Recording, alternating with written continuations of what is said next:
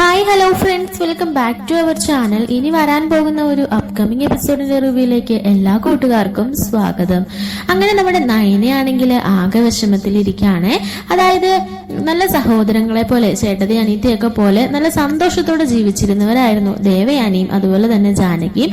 അപ്പോൾ അവരുടെ ഇടയിൽ ഇത്രയും പ്രശ്നങ്ങളും വഴക്കും ഒക്കെ ഉണ്ടാകാൻ എന്തൊക്കെ പറഞ്ഞാലും ചെറിയ രീതിയിലെങ്കിലും കാരണക്കാരി ഞാനും കൂടെ ആണല്ലോ, എന്റെ പേര് പറഞ്ഞിട്ടാണല്ലോ എന്നൊക്കെ ഓർത്ത് നല്ല വിഷമത്തിലാണ് നമ്മുടെ നയന.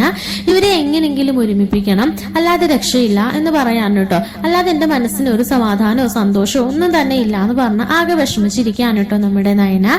ഇതേ സമയത്ത് നമ്മുടെ നവ്യ ആണെങ്കിൽ ഇങ്ങനെ ഓരോ ആവശ്യങ്ങൾക്കായിട്ട് അഭിനയം അതുപോലെ തന്നെ ജലജയും വിളിക്കുമ്പോൾ അവസാനം സൈ കേട്ടിട്ട് ജലജ പറയുന്നുണ്ട്, ഇനി നിനക്ക് വേണ്ടി ഞാൻ ഒന്നും ചെയ്യുന്നില്ല എന്നൊക്കെ പറയാൻ കേട്ടോ. അങ്ങനെ ജലജയുടെ പൊയ്മുഖം നമ്മുടെ മുത്തശ്ശിയുടെ മുമ്പിൽ ഇങ്ങനെ തുറന്ന് കാണിക്കുകയാണ് നവ്യ. എല്ലാ തെളിവുകളോടെ ഇങ്ങനെ കാണിക്കുമ്പോഴത്തേന് അത് കണ്ട മുത്തശ്ശനും അതുപോലെ തന്നെ ദേവയാനിയും എല്ലാം ചൂടാവുന്നുണ്ട്. ഇത്രയും ഗർഭിണിയായ ഒരു പെണ്ണിനെ അതുപോലെ സൂക്ഷിക്കണം, നോക്കണം എന്നൊക്കെ ഈയിടയ്ക്കും കൂടെ ഡോക്ടർ പറഞ്ഞതേ ഉള്ളൂ. എന്നിട്ട് നിങ്ങൾ ഇങ്ങനെയൊക്കെ കാട്ടിക്കൂട്ടുന്ന അത്ര ശരിയായ നടപടിയല്ല, നിനക്കൊക്കെ എന്താണ് എന്നൊക്കെ ഇങ്ങനെ ചോദിച്ച് വഴക്കുണ്ടാക്കുന്നുണ്ട് കേട്ടോ. അപ്പൊ മുത്തശ്ശനും പറയുന്നുണ്ട്, ജലജെ ഞാൻ പണ്ടേ ഒരു കാര്യം പറഞ്ഞിരുന്നു, ഈ നമ്മുടെ കുടുംബത്തിൽ ആദ്യമായിട്ട് പിറക്കാൻ പോകുന്ന കുഞ്ഞാണ്, ആ കുഞ്ഞിന് ഒരു ആപത്തും സംഭവിക്കരുത്, ആ കുഞ്ഞിനും കുഞ്ഞിന്റെ അമ്മയ്ക്കും അത് നിന്നോട് പറഞ്ഞിട്ടുള്ള കാര്യമാണ്. എന്നിട്ട് നീ ഈ വിഷയത്തിൽ ഇങ്ങനെ അപാകത കാണിച്ചാൽ ഞാൻ പറഞ്ഞല്ലോ, എന്റെ സ്വത്തിന്റെ ഒരു അംശം പോലും ഞാൻ നിനക്ക് തരില്ല, നിന്റെയൊക്കെ സ്വഭാവം നന്നാക്കിയിട്ടേ ഞാൻ അതിൽ ഒരു അംശമെങ്കിലും തരുള്ളൂ എന്നൊക്കെ ഇങ്ങനെ പറയുന്നുണ്ട് കേട്ടോ. അങ്ങനെ ആകെ കലിപ്പിലും മുത്തശ്ശനും മുത്തശ്ശിയൊക്കെ പോകുന്നുണ്ട്. അപ്പൊ ഇത് ഓർത്തിട്ട് ആകെ ടെൻഷനും അടിച്ച് വിഷമത്തിൽ ആകെ ദേഷ്യപ്പെട്ട് ഇങ്ങനെ ഇരിക്കുകയാണ് നമ്മുടെ ജലജ. ഈ സമയത്ത് നമ്മുടെ അനാമിക ഇങ്ങനെ ചിന്തിക്കുകയാണ്, അതായത് എന്തായാലും അമ്മയും അതുപോലെ തന്നെ വല്യമ്മയൊക്കെ തമ്മി എന്തായാലും നല്ല രസത്തിലല്ല, പിന്നെ അമ്മ എല്ലാ കാര്യത്തിലും എനിക്ക് സപ്പോർട്ടുമാണ്, അതുപോലെ തന്നെ ജലജപ്പച്ചി ആണെങ്കിലും എല്ലാ കാര്യത്തിലും എനിക്ക് കൂട്ടാണ് നിൽക്കുന്നത്. അവരുടെ ഒരുമാതിരി എല്ലാവരും ഇങ്ങനെ തമ്മി തല്ലിപ്പിക്കുന്ന ഒരു ഇതായത് കൊണ്ട് ഏതായാലും എനിക്ക് അവർ നല്ല രീതിയിൽ സപ്പോർട്ട് ചെയ്യുന്നുണ്ട്. പക്ഷെ നവ്യ ആണെങ്കിൽ അവരെ ഇങ്ങനെ പേടിപ്പെടുത്തുന്നത് കൊണ്ട് എന്റെ അടുക്കൽ നിന്ന് അവർ വലിഞ്ഞു പോകും, പിന്നെ അവരുടെ സപ്പോർട്ടായി മാറുമോ എന്നാ പേടി. അതുമല്ല, നവ്യക്ക് എന്നോട് ഇച്ചിരി ഒരു ഇതുണ്ട്, കലിപ്പുണ്ട്. അതുകൊണ്ട് എന്റെ എതിരാളിയായിട്ട് നിൽക്കുന്നത് എന്തൊക്കെ പറഞ്ഞാലും നയനയല്ല, നവ്യാണ്. അതുകൊണ്ട് നവ്യനെ ഒന്ന് സൂക്ഷിക്കണം, ജലജപ്പച്ചീനെ ഒന്ന് ഇളക്കി വിട്ടില്ലെങ്കിൽ നവ്യ എന്റെ നേർക്ക് തിരിയും എന്നൊക്കെ ഇങ്ങനെ ആലോചിച്ച് നമ്മുടെ അനാമികയാണെങ്കിൽ ജലജയുടെ അടുക്കിലേക്ക് പറഞ്ഞിട്ടുണ്ട്.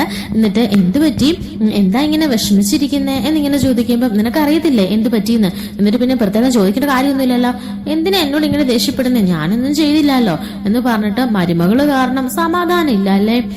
മരുമകള് ഇങ്ങനെ ഓരോ വീഡിയോസും എടുത്ത് ഇങ്ങനെ ഓരോ കുറ്റപ്പെടുത്തലും ഒക്കെ കാണിച്ച് എല്ലാവരുടെ മുമ്പിൽ ഇങ്ങനെ തെളിവുകൾ നിരത്തുമല്ലേ, അപ്പൊ പിന്നെ ജലജയപ്പച്ചിക്ക് ഇങ്ങനെ നിൽക്കാൻ പറ്റില്ലല്ലോ, അതിന്റെ വിഷമം അല്ലേ എന്നൊക്കെ ഇങ്ങനെ ചോദിക്കുന്നുണ്ട് കേട്ടോ.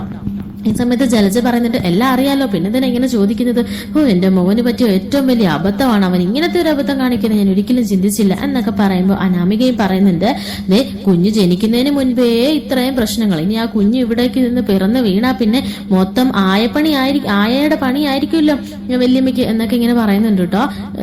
അപ്പത്തേക്കിനും ആയയുടെ പണിയോ, അതൊക്കെ ഞാൻ എടുക്കും നിനക്ക് തോന്നുന്നുണ്ടോ എന്നൊക്കെ ഇങ്ങനെ ചോദിക്കാൻ കേട്ടോ. ഈ സമയത്ത് അനാമിക പറയുന്നുണ്ട്, ഞാനൊരു കാര്യം പറയാം, എന്തായാലും ഇങ്ങനെ ഇപ്പൊ ആ കുഞ്ഞ് ഇവിടെങ്ങാനും പിറക്കുകയാണെങ്കിൽ പിന്നെ എല്ലാവരുടെ മുമ്പിൽ ഒരു വേലക്കാരിയായിട്ട് മാറും, അത് നോക്കിക്കോ എന്നൊക്കെ പറഞ്ഞിട്ട് ഇങ്ങനെ കളിയാക്കുന്നൊക്കെ ഉണ്ട് കേട്ടോ അനാമിക. ഇപ്പോഴേ ഇത്രയും, അപ്പൊ നവ്യ ഇനി കുഞ്ഞുങ്ങളുണ്ടായി കഴിയുമ്പോ എന്തൊക്കെ പുകിലായിരിക്കും ഇവിടെ ഉണ്ടാക്കുന്നത് എന്നൊക്കെ ഇങ്ങനെ പറഞ്ഞ് എരിപെരി കയറ്റുകയാണ് കേട്ടോ. അങ്ങനെ എന്നിട്ട് അനാമിക അങ്ങനെ തിരികെ പോവുകയാണ്. ഈ സമയത്ത് ജലജ ഇങ്ങനെ ചിന്തിക്കുന്നുണ്ട്, അനാമിക പറഞ്ഞതിലും കാര്യമുണ്ട്, നവ്യയുടെ വയറ്റിൽ കുഞ്ഞുള്ളപ്പോ സമയത്ത് തന്നെ ഇത്രയും പ്രശ്നങ്ങളും എന്നെ കൊണ്ട് പ്രതികാരം ചെയ്യിപ്പിക്കലൊക്കെയാണ്. അപ്പൊ പിന്നെ ആ കുഞ്ഞുണ്ടായി വീണ് കഴിഞ്ഞാൽ പിന്നെ എന്തൊക്കെ പുകിലായിരിക്കും ഇവിടെ നടക്കുന്നത്, പിന്നെ എനിക്കൊന്ന് വിശ്രമിക്കാൻ പോലും സമയം കിട്ടത്തില്ല. അതുമല്ല, ഒരു കുഞ്ഞുണ്ടായി കഴിഞ്ഞാൽ പിന്നെ അവൾ ഈ വീട്ടിൽ എന്നും നിലനിൽക്കുകയും ചെയ്യും. അതിനു മുൻപ് എങ്ങനെയെങ്കിലും പറഞ്ഞു വിട്ടാലേ നടക്കുള്ളൂ. ആ കുഞ്ഞില്ലാതായ പിന്നെ അവള് ഗർഭിണിയാകത്തില്ലെന്നോ കുഞ്ഞുങ്ങൾ ഉണ്ടാകത്തില്ലെന്നോ എന്നൊക്കെ പറഞ്ഞ് എങ്ങനെയെങ്കിലുമൊക്കെ നമുക്ക് ഒഴിവാക്കി വിടായിരുന്നു, എന്തെങ്കിലും ചെയ്യണം എന്നിങ്ങനെ പറഞ്ഞിട്ട് നേരെ ഒരു ചായ തരുമോ എന്ന് ചോദിച്ച് അടുക്കളയിലേക്ക് ചെല്ലുന്നുണ്ട്. ഈ സമയത്ത് നമ്മുടെ ജാനകി ആയിരിക്കും അവിടെ ചായ വെച്ചിട്ടുണ്ടായിരിക്കുന്നത്. അപ്പോൾ എന്താ ജലജെന്ന് ചോദിക്കുമ്പോൾ എല്ലാം ഒരു കപ്പ് ചായ വേണമായിരുന്നു, അതിനെന്താ ഞാൻ എടുത്തു തരാമെന്ന് പറയാൻ കേട്ടോ. അങ്ങനെ ചായ എടുത്തു കൊടുക്കാണ്.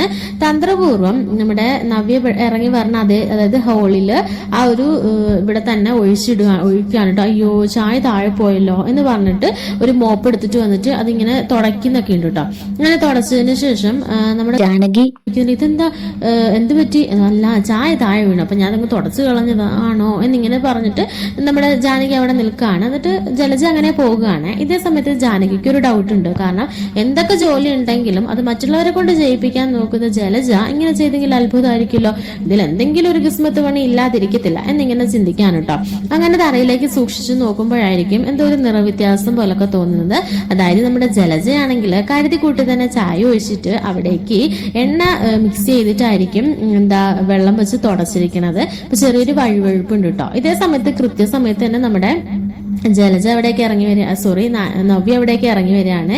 നവ്യ ഇറങ്ങി വരുമ്പോഴത്തേന് പെട്ടെന്ന് ജാനകി പറഞ്ഞിട്ട് മോളെ അവിടെ നിക്കി വരണ്ട എന്നിങ്ങനെ പറഞ്ഞു. എന്താ പറ്റിയ, എന്താ എന്നോട് വരണ്ടെന്ന് പറഞ്ഞേ എന്നിങ്ങനെ ചോദിക്കും. എന്താ ചെറിയമ്മേ എന്നൊക്കെ ഇങ്ങനെ ചോദിക്കുമ്പോഴത്തേനും ഇത് നോക്കി നിന്റെ അമ്മായിമ്മയുടെ പരിപാടിയാ, എന്താ ചായ ഒഴിച്ചിട്ട് എണ്ണ വെച്ച് തുടച്ചിരിക്കുന്നു, നിന്നെ വീഴ്ത്താനായിരിക്കും, എന്നാലും ഇതുപോലത്തെ ഒരു മനുഷ്യ സ്ത്രീ ആയി പോയല്ലോ അവര് എന്ന് പറഞ്ഞിട്ട് എല്ലാവരും ഇങ്ങനെ മുമ്പിലായിട്ട് ഇങ്ങനെ ഒച്ചയൊക്കെ വെക്കാണ് കേട്ടോ.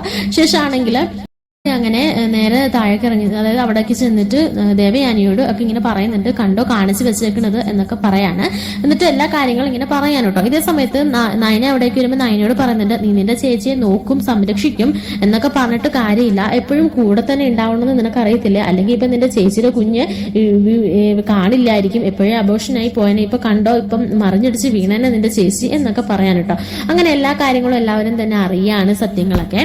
ഈ സമയത്ത് ജലജ മോളിൽ ഇങ്ങനെ സിറ്റ് ഔട്ടില് ബാൽക്കണിയിൽ ഇങ്ങനെ നിൽക്കുമായിരിക്കും കേട്ടോ. എന്താ സൗണ്ട് കേൾക്കാത്തെ, ഇത്ര നേരമായിട്ട് അവള് വീണില്ലേ, എന്താ ആരും വിളിക്കാതെ, എന്തായാലും കുറച്ച് വൈകി അങ്ങോട്ട് ഇറങ്ങി ചെന്നാൽ മതി, അല്ലെങ്കിൽ ഞാൻ ആ കാരണക്കാരി എന്ന് എല്ലാവരും ഇവിടെ മുദ്ര കുത്തും, അതുകൊണ്ട് പതി ഇറങ്ങി ചെന്നാൽ മതി എന്ന് പറഞ്ഞിട്ട് അവരുടെ വിളികൾക്ക് വേണ്ടി ഇങ്ങനെ കാത്തു നിൽക്കാണ് കേട്ടോ ജലജ.